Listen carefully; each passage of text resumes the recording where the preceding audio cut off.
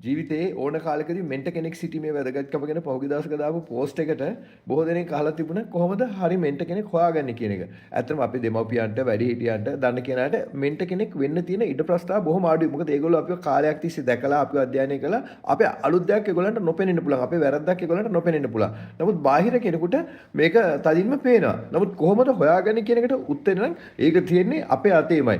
ඒකට අපි ආශ්‍රය කරන දැන් ආශ්‍රය කරන අය කවුද කියන එක ගැන අපි මුලින්ම සලකලා බලන්න ඕනේ.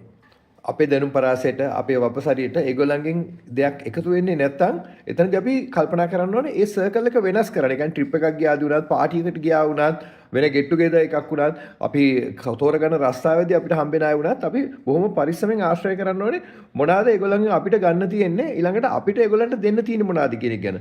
එතන ප්‍රශ්නයක් තියෙනවා නම් කවදාවත් ඒ සමාජ වලින් ඒ සර්කල්ස් වලින් ගැලවෙන්න අලුත් සර්කල්ස් වලට ජොයින් වෙන්න පැකිලෙන්න එපා.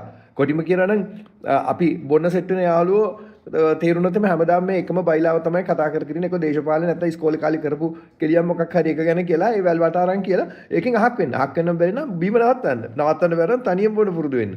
මේ වගේ ගොඩාක් දේවල් තියෙනවා අපිට කරන්න පුළුවන්. ඊළඟට අලුත් විනෝදාංශ හොයා ගැනීම, අලුත් සර්කල්ස් වලට ජොයින් වීම, අලුත් ඔන්ලයින් ෆෝරම් වල මේවා ඇත්තටම කාලය හෝ මුදල් වියදම් වෙන වැඩ නෙමෙයි.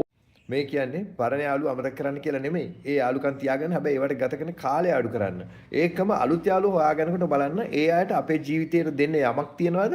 ඒ අය අපිට වැඩිය දැනුම් තේරුම් තියනවාද කියන එක ගැන. එන්න ඒවට කාලය ගත කරන්න. ඒක තමයි මෙන්ටර්ස්ලා හොයාගන්න හොඳම දේ. මොකද පර්සනල් කනෙක්ෂන් එකක් නැතුව මෙන්ටර් මෙන්ටි රිලේෂන්ෂිප් එකක් සාර්ථක වෙන්නේ නැහැ.